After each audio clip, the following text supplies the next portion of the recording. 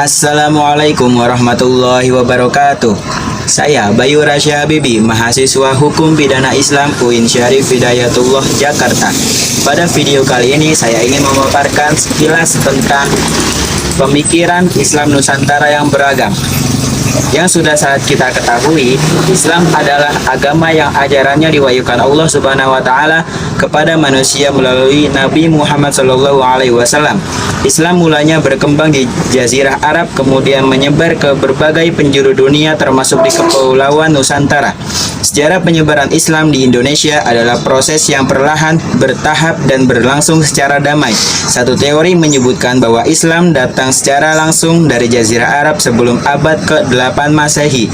Sementara teori lain menyebutkan peranan kaum pedagang dan ulama sufi yang membawa Islam ke Nusantara pada kurun abad ke-12 atau ke-13, baik melalui Gujarat India atau langsung dari Timur Tengah. Pada abad ke-16 lah Islam menggantikan agama Hindu dan Buddha pada masa tersebut sebagai agama mayoritas penganut keyakinannya di Nusantara. Islam yang pertama kali berkembang di Indonesia adalah cabang dari kaum Sunni, yakni Ahlus Sunnah wal Jamaah, yang ditokoi oleh para tokoh Islam diantaranya para wali songo, kaum ulama terdahulu, serta para kiai di pesantren. Ini dibangun berdasarkan sopan santun dan tata krama ketimuran, yakni menekankan penghormatan kepada kiai dan ulama sebagai guru agama.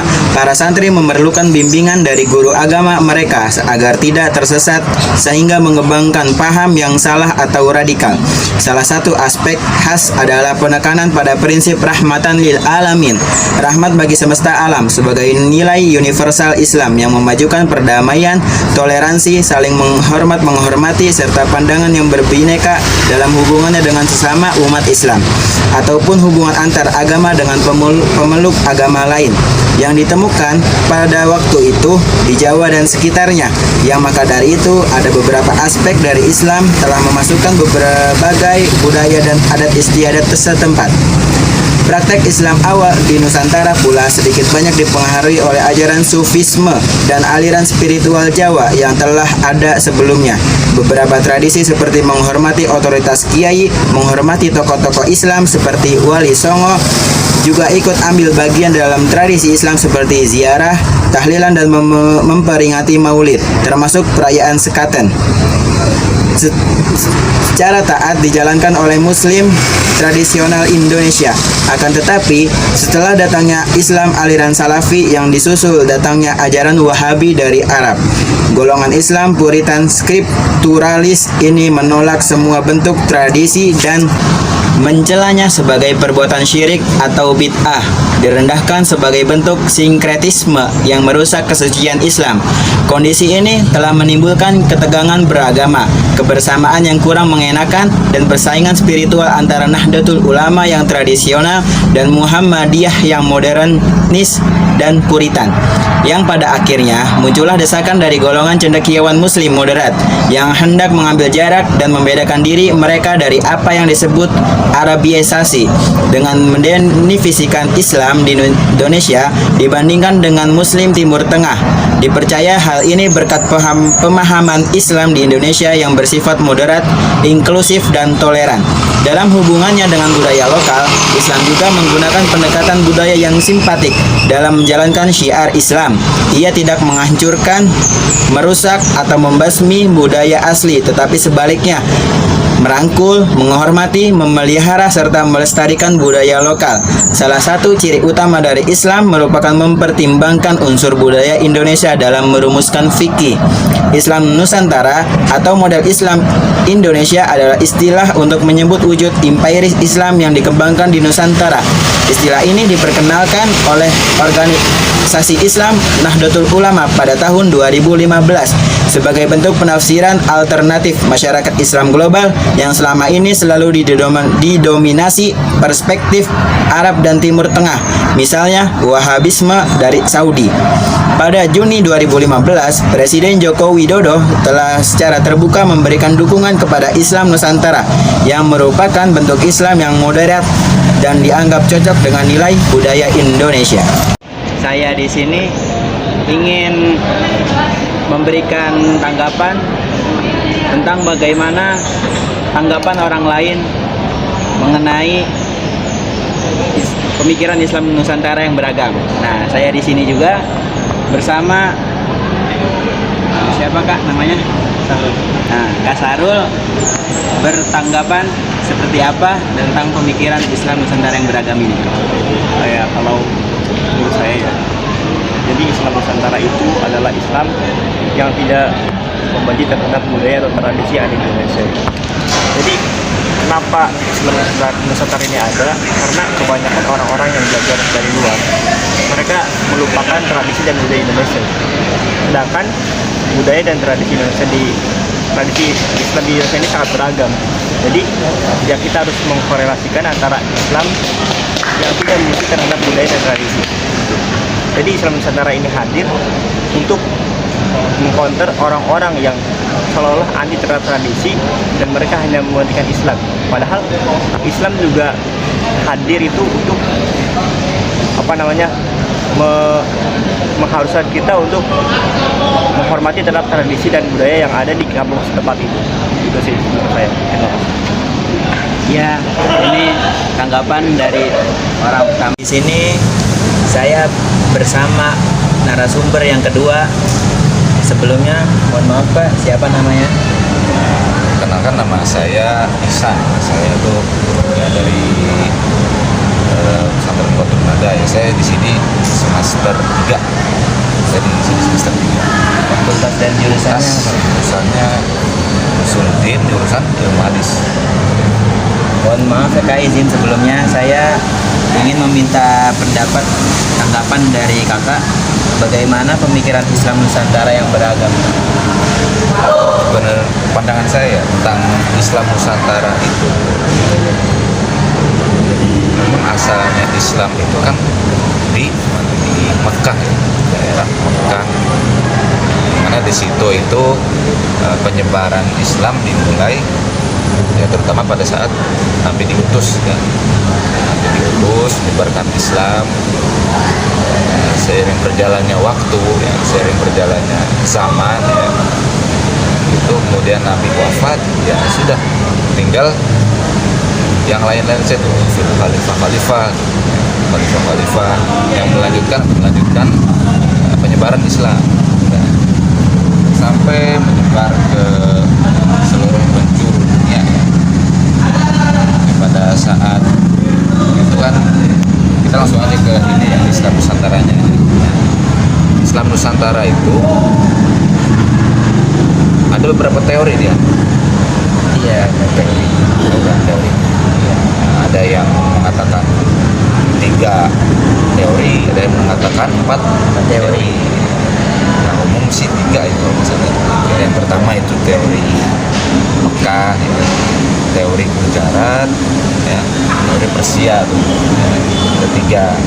Nah, kalau yang menurut teori Mekah itu Islam itu langsung dari orang-orang Mekah Indonesia. Islam Nusantara sendiri bisa dipahami ya, bukan cuma Indonesia aja ya, maksudnya. Islam Nusantara itu termasuk negara-negara atau wilayah-wilayah sekitar Indonesia. Misalnya yang dekat Indonesia itu Malaysia, Thailand, apalagi Filipina, Brunei. Nah, itu termasuk Nusantara tuh ya. Di Islam masuk ke daerah Nusantara. Atau bisa disebut daerah Nusantara itu apa ya kalau Islam? Daerah Asia Tenggara itu. Nah, dari beberapa teori yang tadi tuh, teori Mekah, teori Gujarat, teori Persia, nah, itu punya klaim masing-masing lah, punya bukti masing-masing. Cuman yang paling menurut saya lebih yakin kepada teori Mekah.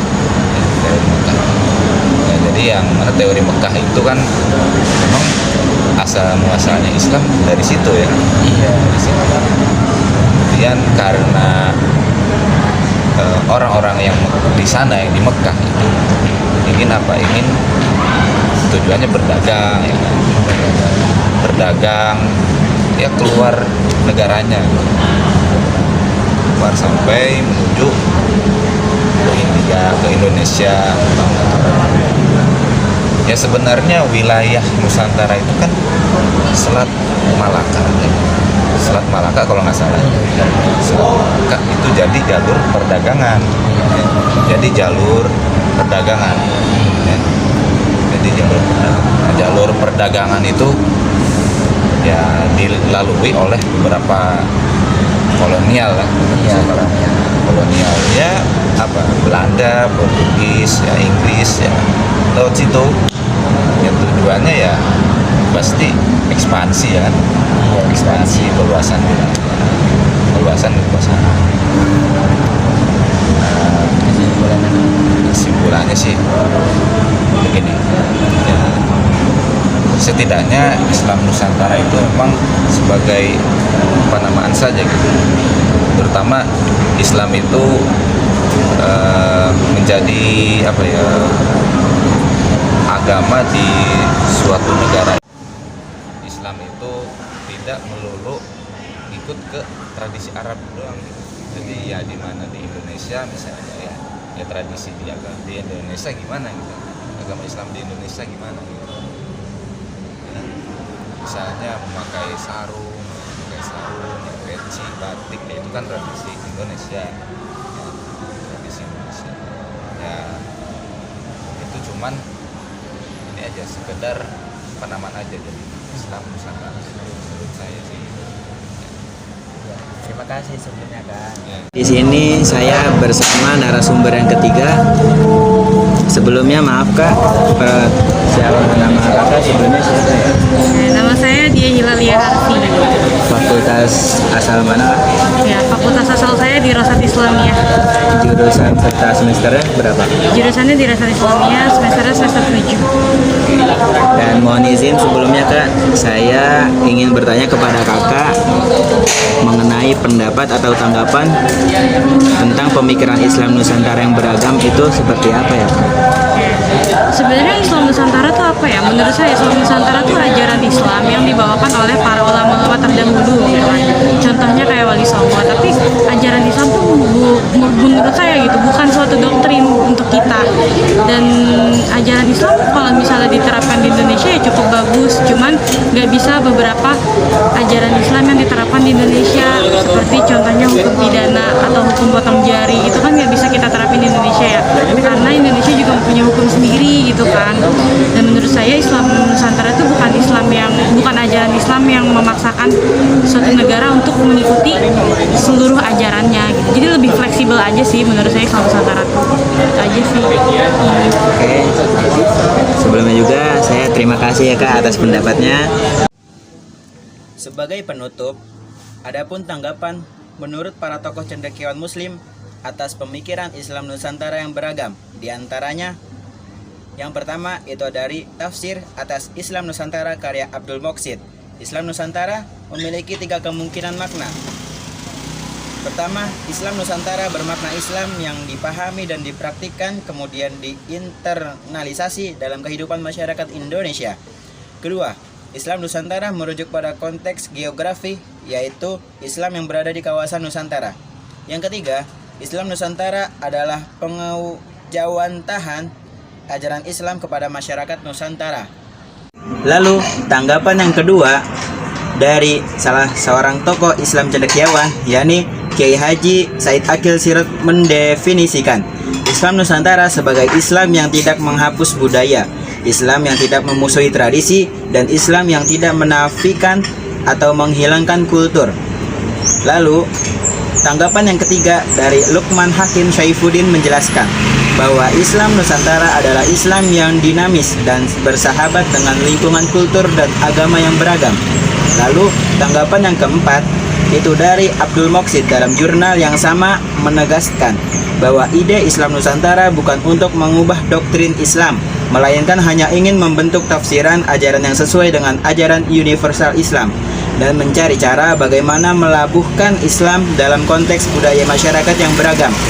Lalu yang kelima dari Ketua Majelis Ulama Indonesia Sumatera Barat, Gus Rizal Gazahar, berpendapat bahwa Islam Nusantara adalah tambahan yang tidak perlu untuk Islam yang sudah sempurna dan terkait terlalu dekat atau milik kelompok tertentu, yaitu Nahdlatul Ulama.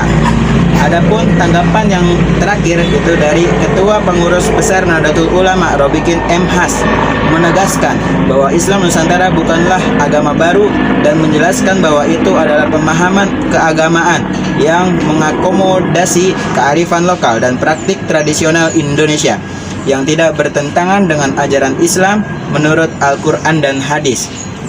Mungkin hanya ini saja pemaparan yang saya sampaikan. Wallahul muwafiq ila aqwamit thoriq. Wassalamualaikum warahmatullahi wabarakatuh.